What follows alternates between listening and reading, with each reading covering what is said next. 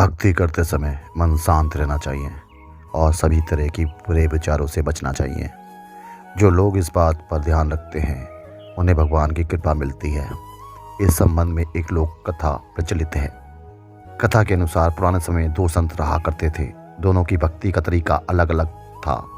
एक संत दिन भर तपस्या और मंत्र जाप करता रहता था, जबकि दूसरा संत रोज सुबह शाम पहले भगवान को भोग लगाता और फिर खुद भोजन करता था। एक दिन दोनों के बीच झगड़ा होने लगा कि बड़ा संत कौन है। इस दौरान वहां नारद मुनि पहुंच गए। नारद ने दोनों संतों से पूछा, किस बात के लिए लड़ाई कर रहे हो? संतों ने बताया कि हम ये तय नहीं कर पा रहे हैं कि दोनों में से बड़ा संत कौन है। नारद ने कहा, तो छोटी सी बात है, इसका फैसला मैं कल कर दूंगा। अगले ही दिन नारद मुनि ने मंदिर में दोनों संतों की जगह के पास हीरे की एक एक अंगूठी रख दी। पहले तप करने वाला संत वहां पहुंचा।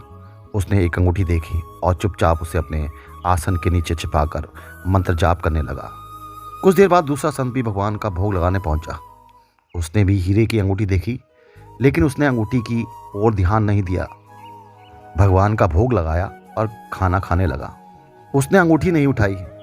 उसके मन में लालच नहीं जागा, क्योंकि उसे भरोसा था कि भगवान रोज उसके लिए खाने की व्यवस्था जरूर करेंगे। कुछ देर बाद वहां नारद जी आ गए। दोनों संतों ने पूछा कि आप बताएं कि हम दोनों में बड़ा संत कौन है। नारद ने तपस्या करने वाले संत को खड़े होने के लिए कहा। जैसे ही वो संत खड़ा हुआ, उसके आसन के नीचे छिपी हुई अंगूठी दिख गई। नारद मुनि ने उससे कहा कि तुम दोनों में भोग लगाकर खाने वाला संत सबसे बड़ा है।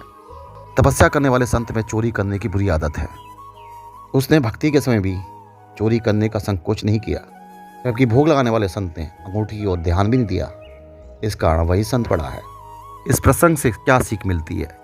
इस प्रसंग की सीख ये है कि भक्ति तभी सफल होती है जब भक्त के मन में बुरे विचार ना हो, भक्त बुरे काम ना करता हो।